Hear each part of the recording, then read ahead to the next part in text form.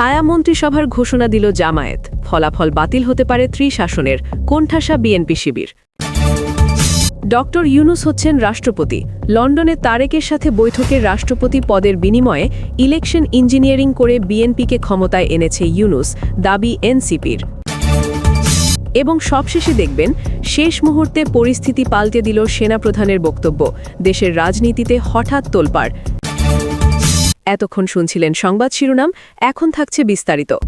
বহুল কাঙ্ক্ষিত নির্বাচন শেষ, সরকার গঠন প্রক্রিয়ায় বিএনপি, কিন্তু বিরোধী দলের শিবির থেকে আজকে যে ঘোষণাটি এলো তা বাংলাদেশের রাজনীতিতে একটি যুগান্তকারী পদক্ষেপ, যেটা বাংলাদেশের রাজনীতির মোড় অনেকটা ঘুরিয়ে দিয়েছে। দুটি ঘোষণা এসেছে। এক, অ্যাডভোকেট শিশির মোহাম্মদ মুনির ঘোষণা দিয়েছেন জামায়াতে ইসলামী সংসদে ছায়া মন্ত্রিসভা বা শ্যাডো ক্যাবিনেট গঠন করতে যাচ্ছে। অনেকেই বলছেন শিশির মনির তো নির্বাচনে হেরে গেছেন, কিন্তু রাজনীতিতে কে জিতল আর কে হারল তার চেয়ে বড় কথা কে ভবিষ্যতের বীজ বপন করল। নির্বাচনে হেরে গেলেও শিশির মোহাম্মদ মনির এখন বিরোধী দলের সবচেয়ে প্রভাবশালী মুখপাত্র হতে যাচ্ছেন। উচ্চকক্ষে বা আপার হাউসে তার অবস্থান নিশ্চিত বলা চলে। নির্বাচনের পরাজয়ের পর এটা জামায়াতের সবচেয়ে ইমার্জিং বা যুগান্তকারী সিদ্ধান্ত। রাস্তায় নেমে গাড়ি ভাঙচুর করা বা হরতাল দেওয়ার সেই পুরনো রাজনীতির দিন শেষ। এখন রাজনীতি হবে বুদ্ধির, পলিসির এবং জবাবদিহিতার। জামায়াত সেই ট্র্যাকেই হাঁটছে। উন্নত বিশ্বে, বিশেষ করে যুক্তরাজ্যে, ছায়া মন্ত্রিসভা বা শ্যাডো ক্যাবিনেটের প্রচলন খুবই জনপ্রিয় এবং কার্যকর।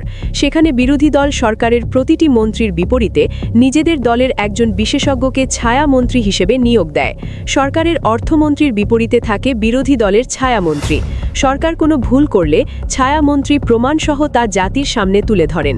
জামাত ঠিক এই ব্রিটিশ মডেলটি বাংলাদেশে অ্যাপ্লাই করতে যাচ্ছে।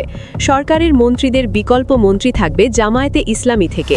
শিক্ষামন্ত্রী বা স্বাস্থ্যমন্ত্রীর প্রতিটি পদক্ষেপ, প্রতিটি ফাইল, প্রতিটি প্রজ্ঞাপন ইন্ডিভিজুয়ালি বা ব্যক্তিগতভাবে পর্যবেক্ষণ করবেন জামায়াতের ছায়ামন্ত্রীরা। আমাদের দেশের বিরোধী দলগুলোর স্বভাব হল সরকার যা করবে অন্ধের মতো তার বিরোধিতা করা, কিন্তু ছায়া মন্ত্রিসভার কাজ এটি নয়।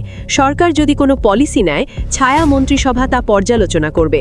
যদি পলিসিটি খারাপ হয় তবে তারা শুধু গালি দেবে না, বরং জনগণের কাছে একটি উত্তম পলিসি অ্যাপ্রোচ বা বিকল্প সমাধান তুলে ধরবে। জনগণ তখন টিভিতে বা পত্রিকায় দেখতে পারবে সরকার এই সমস্যাটি এভাবে সমাধান করতে যাচ্ছে, আর জামায়াতের ছায়া মন্ত্রিসভা বলছে এভাবে করলে আরও ভালো হবে। জনগণ খুব সহজেই তুলনা করতে পারবে কার ক্যাবিনেট সবচেয়ে বেশি কল্যাণমুখী এবং ইন্টেলেকচুয়াল। ধরুন জুন মাস চলে এলো, বিএনপি সরকার জাতীয় সংসদে দেশের বাজেট ঘোষণা করল। ঠিক একই দিনে বা পরের দিন জামায়াতে ইসলামীও নিজেদের শ্যাডো মিনিস্ট্রি থেকে একটি পূর্ণাঙ্গ বিকল্প বাজেট ঘোষণা করবে। সরকার হয়তো মেগা প্রজেক্টে বেশি টাকা দিল, শিক্ষা ও স্বাস্থ্যে কম দিল। জামায়াতের ছায়া অর্থমন্ত্রী তখন দেখাবেন মেগা প্রজেক্টের খরচ কমিয়ে কিভাবে শিক্ষা এবং স্বাস্থ্যে বরাদ্দ বাড়ানো যায়। জনগণ সরাসরি দেখতে পাবে কার বাজেট বেশি জনবান্ধব, কার বাজেট বেশি উৎকৃষ্ট। বিএনপি সরকার কোনো একটি প্রকল্প বাস্তবায়নের জন্য হয়তো অনেক বেশি বাজেট দিল, যার ভেতরে অর্থ কেলেঙ্কারির উদ্দেশ্য লুকিয়ে আছে।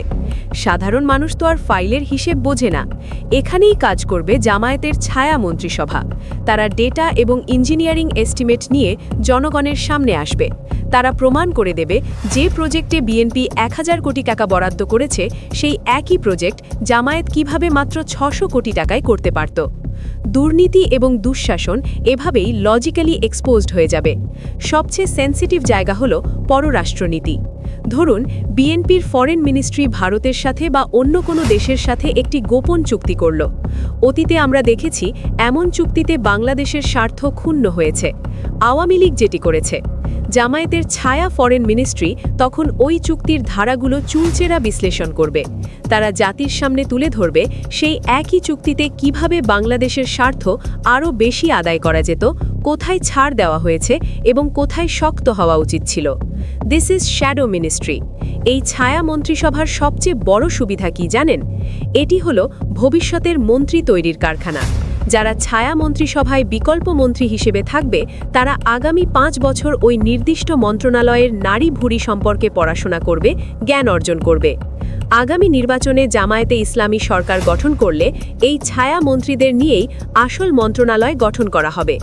অর্থাৎ তারা সরকারে গিয়ে কাজ শিখবে না, তারা 5 বছর কাজ শিখে তবেই সরকারে যাবে। ছায়া মন্ত্রিসভা দিয়েই জনগণ বুঝতে পারবে জামাতের কোন নেতার যোগ্যতা কতটা এবং আগামীতে কে কোন মন্ত্রণালয়ের দায়িত্ব পেতে যাচ্ছেন। জামায়াতে ইসলামী সবসময় ন্যায় ও ইনসাফ ভিত্তিক সমাজের কথা বলে, কিন্তু সেটা কেমন হবে? মানুষ তো তা চোখে দেখেনি। এই ছায়া মন্ত্রিসভার মাধ্যমে জামাত সেই ইনসাফের একটি ডেমো বা ট্রেইলার মানুষকে দেখাবে। জামাত জনগণের কাছে নিজেদেরকে রিপ্রেজেন্ট করবে। তারা ক্ষমতায় গেলে তাদের পরিকল্পনা ও কাজের বাস্তবায়ন ঠিক কতটা নিখুঁত হবে, জনগণ জামায়াতের দক্ষতা এবং সততার বাস্তবিক রূপ দেখতে পাবে। অ্যাডভোকেট শিশির মোহাম্মদ মুনির সুপ্রিম কোর্টের একজন তুখর আইনজীবী। তিনি হয়তো ব্যালটের খেলায় হেরেছেন, কিন্তু উচ্চকক্ষে যখন তিনি এই ছায়া মন্ত্রিসভার মুখপাত্র হিসেবে কথা বলবেন, তখন সরকারের বাঘা বাঘা মন্ত্রীদের ঘাম ছুটে যাবে। আইন এবং পলিসির চুলচেরা বিশ্লেষণে তিনি হবেন বিরোধী দলের মূল অস্ত্র। বাংলাদেশের রাজনীতিতে পেশি শক্তির যুগ শেষ, এখন ব্রেইন গেম বা বুদ্ধিভিত্তিক রাজনীতির যুগ। জামাতের এই ছায়া মন্ত্রিসভা গঠন একটি সিগনিফিকেন্ট ডিসিশন বা অত্যন্ত তাৎপর্যপূর্ণ সিদ্ধান্ত। ছায়া মন্ত্রিসভার এই উদ্যোগ যদি জামাত সফলভাবে বাস্তবায়ন করতে পারে, তবে আগামী 5 বছর পর বিএনপিকে আর কোনো মেকানিজম করেই ক্ষমতায় টিকে থাকতে হবে না। জনগণ নিজেরাই জামাতকে টেনে ক্ষমতায় আনবে। সরকার চালাবে বিএনপি, কিন্তু জনগণের মন জয় করবে জামাতের শ্যাডো ক্যাবিনেট। এখন আসি দ্বিতীয় ঘোষণায়। আপনারা অনেকেই অভিযোগ করেন জামাতে ইসলামী পলিটিক্যাল মেকানিজম বোঝে না, কিন্তু আজকের ব্রেকিং নিউজটি প্রমাণ করে জামাতে ইসলামী একটু হলেও রাজনীতি করা শিখছে। হ্যাঁ, হয়তো একটু লেট হয়ে গেছে, কিন্তু এই মুভমেন্টটা আসলেই খুব দরকার ছিল। জামাত এককভাবে ক্ষমতায় যাওয়ার মতো আসন পায়নি ঠিকই, কিন্তু তারা যেন সংসদে একটি শক্তিশালী বিরোধী দল হিসেবে ছড়ি ঘোরাতে না পারে, সেই ব্যবস্থাও করে দিয়েছে ডিপ স্টেট। জামাত নেতৃত্বাধীন জোট যদি কমপক্ষে 100টি আসন পেত, তবে কি হতো জানেন? সংসদে 1/3 আসন থাকলে বিএনপি জুলাই সনদ ও গণভোট নিয়ে কোনো তালবাহানা করতে পারত না। এমনকি রাষ্ট্র পরিচালনায় নিজেদের ইচ্ছামতো আরেকজন হাসিনা হয়ে যাওয়ার সুযোগও বিএনপির থাকত না।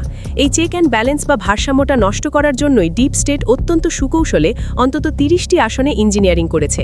জামাতে ইসলামী এবার আর শুধু আল্লাহর উপর ছেড়ে দিয়ে চুপ করে বসে নেই। সেন্ট্রাল জামাত থেকে সুস্পষ্ট ঘোষণা দেওয়া হয়েছে, তারা কমপক্ষে 30টি আসনে আইনি লড়াইয়ে নামবে। নতুন করে ফল গণনার জন্য তারা মাঠে নামবে। বাংলাদেশের একমাত্র নোবেলজয়ী ডক্টর মুহাম্মদ ইউনুসের অন্তর্বর্তী সরকারের প্রধান উপদেষ্টা হিসেবে মেয়াদ শেষ হতে আর মাত্র কয়েকটি দিন বাকি।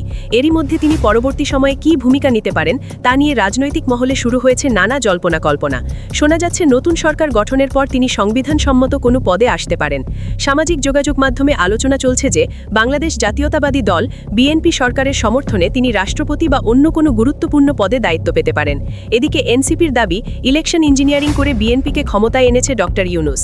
নির্বাচন পরবর্তী সহিংসার প্রতিবাদে বিক্ষোভ মিছিলে এই কথা বলেন নাসির উদ্দিন পাটোয়ারি।